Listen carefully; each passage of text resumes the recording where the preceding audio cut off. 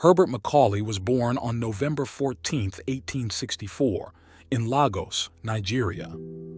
His full name was Olayinka Herbert Samuel Helas Badmus Macaulay. His family was quite important, and they played a significant role in his early years. Herbert's grandfather, Samuel Ajayi Crowther, was a well-known bishop and the first African bishop of the Anglican Church. His father, Thomas Babington Macaulay, was an educator and founder of the first secondary school in Nigeria, CMS Grammar School in Lagos.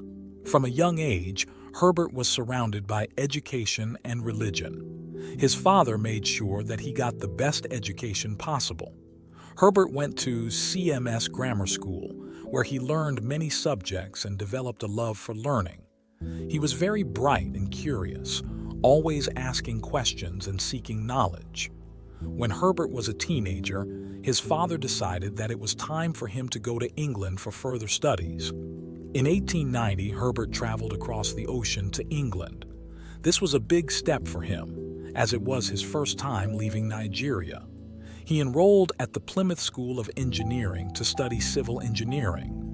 Herbert was determined to succeed, and he worked very hard. After completing his studies at Plymouth, Herbert attended the Royal Institute of British Architects, where he continued to excel. He graduated with honors, becoming one of the first Nigerians to earn such a prestigious qualification. Herbert's time in England was not just about studying. He also learned a lot about the British way of life and politics. This knowledge would later help him in his fight for Nigerian independence. In 1893, Herbert returned to Nigeria with a wealth of knowledge and a burning desire to make a difference. He started working as a surveyor for the colonial government.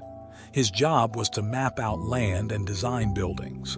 Herbert was very good at his job, but he soon realized that the British colonial government was not treating Nigerians fairly.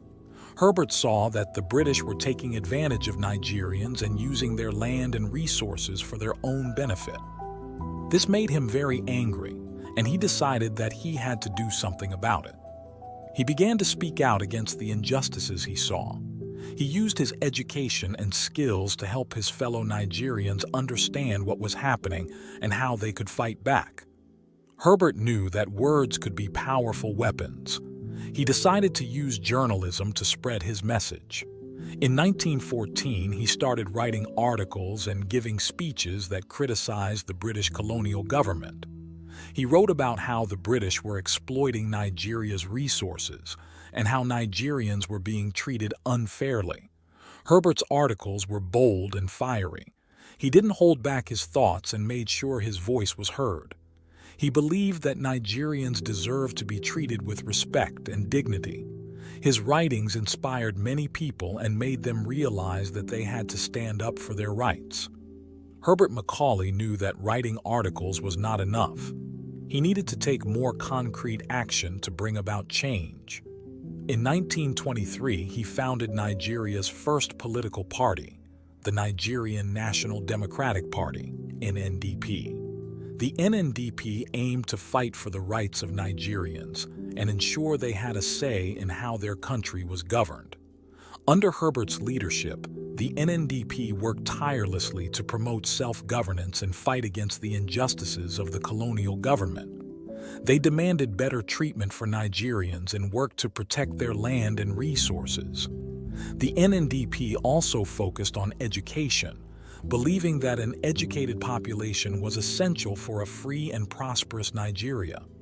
Herbert Macaulay was particularly passionate about Lagos, his hometown. He fought hard to protect the rights of the people of Lagos and to ensure they had a voice in their own affairs.